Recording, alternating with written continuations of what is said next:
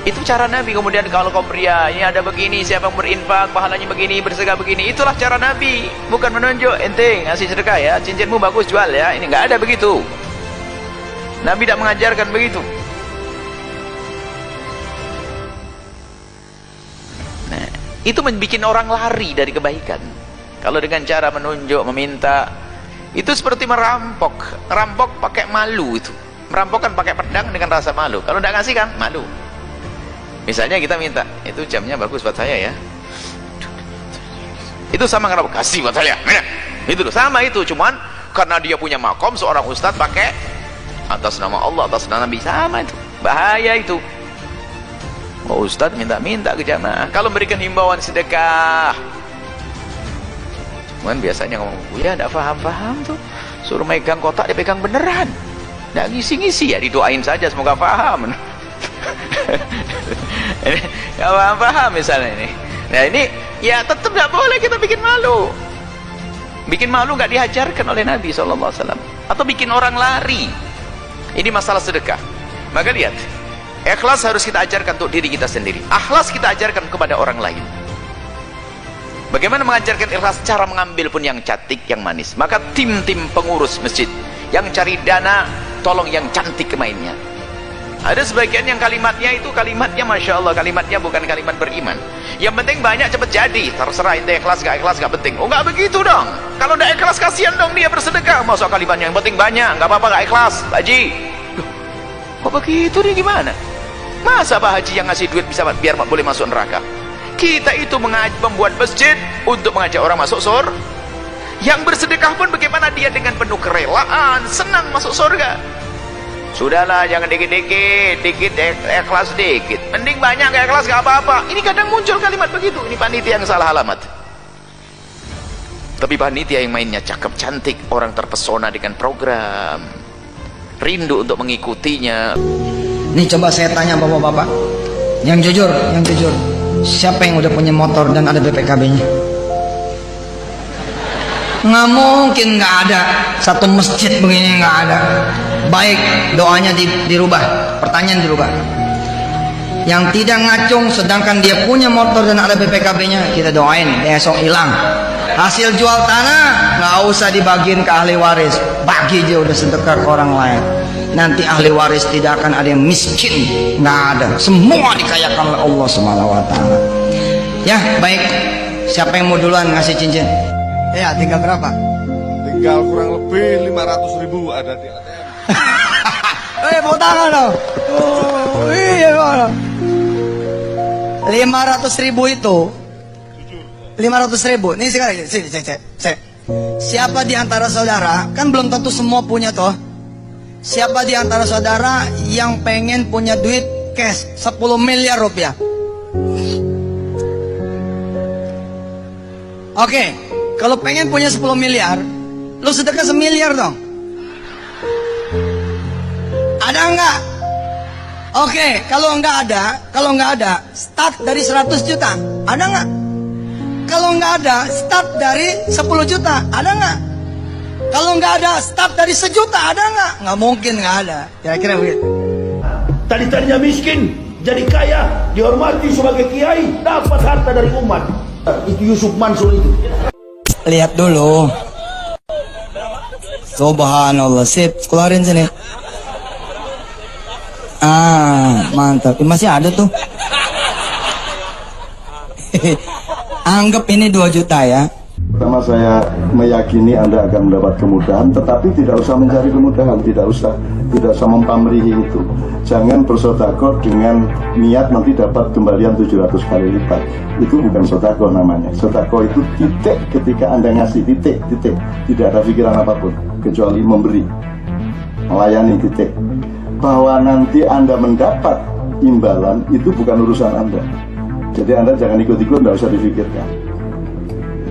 Kalau Anda bersedekah, ngasih senyuman kayak nolong orang kayak nuntun orang tua tadi menyeberang jalan segala macam, supaya tidak menjadi sistem sosial dan ekonomi kreatif. Lumayan aku ini mendengarkan ini lumayan. Ya antar saja, Anda antar saja. Semakin Anda ikhlas mengantar dan membatasi diri Anda pada pelayanan titik, itu nanti makin banyak pendapatannya. Cuman jangan terus dikonstruksi bahwa dengan begini saya akan mendapat seperti itu. Itu bukan sedekah namanya, itu namanya dagang. Jadi kalau Anda ngumpulin duit juta-juta dengan harapan Apa mikir? Siapa yang percaya bahwa Allah akan membayar 10 kali lipat? Oke, siapa namanya? Rizka Marina. Rizka tadi ngacung. Tahu resikonya kalau ngacung? Iya tahu Ustadz. Apa resikonya? Ditodong. Kacau ya. Bahasanya nggak ada yang alusan apa? Tolong. Rizka, mana lihat cincinnya? Nah, coba kamera, lihat kamera cincinnya. Rizka, malam ini Rizka tidak usah sedekah cincin ini. Rizka tidak usah sedekah cincin ini. Oke? Baik Ustadz. Baik, besok pagi lihat apakah cincin ini tetap segini apa enggak? Iya tetap Ustadz. Kenapa tetap segitu? Iya karena nggak disedekahin. Karena tidak disedekahin, maka cincin ini tidak pernah bertambah. Kita lihat pertanyaan berikut. Saudari Rizka, sudah berapa lama saudari Rizka memakai cincin ini? Kira-kira setahun. Bayangkan setahun investasi itu menjadi nganggur karena bertahan di tangan. Kalau misalkan saudari Rizka diberitahu oleh Allah Subhanahu wa taala, cincin ini malam ini sedekahin. Kira-kira besok masih ada apa enggak? Udah nggak ada ya Ustadz. Kenapa enggak ada? Kan udah disedekahin. Karena disedekahin. Karena tidak ada, maka Allah akan memberi yang lebih besar dan yang lebih baik. Kira-kira berapa gram itu? Cuma 2 kayaknya. Bukan cuman, ini 2 gram. 2 gram itu kira-kira 1 juta, betul? Kalau 1 juta disedekahin, maka Rizka bakalan dapat kira-kira 10 juta. Dan itu minimal. Kenapa? Karena Allah bisa ganti 700 kali lipat atau bahkan lebih. Saudara Rizka, kalau misalkan Allah ambil cincin ini, kira-kira saudari Rizka ridho? Ridho Ustadz. Mana sini? Mansur, hati-hati ya. Kalau dengar ceramah beliau bisa habis tuh harta kita. Wah benar Pak. Punya apa? Ya Alhamdulillah. Ayo punya rumah yang paling bagus enggak? Di kota ada, sedekahkan. Ya Ustaz. Pokoknya apa harta yang sukai sedekahkan. Los. Punya mobil, lepas, los. Tanah punya, wah yang puluhan tahun nabung ada, keluar, les. Tabungan, tabungan juga Ustadz, iya, bos. Itu 2 hari habis tuh harta. Di kantong kalau sama dia berapa tabungannya? Tabungan saya ada kurang lebih 10 juta. Oke, sip. 10 juta itu kalau disedekahin jadi 100. Iya, 10 juta kalau disedekahin, jang. Itu jadi 100. Iya. Bahkan kalau kita minta sama Allah diganti 700 kali lipat, maka menjadi berapa? 7 miliar. Langsung to the point. Kira-kira 10 juta mau di-nolin apa mau disisain? Mau dinolin. Beliau mau sedekah 10 juta isi tabungannya. Subhanallah. Makasih Mas. Iya. Lewat mana nanti? Hah? Disedekahin lewat mana? Ya nanti diumumin. Ya.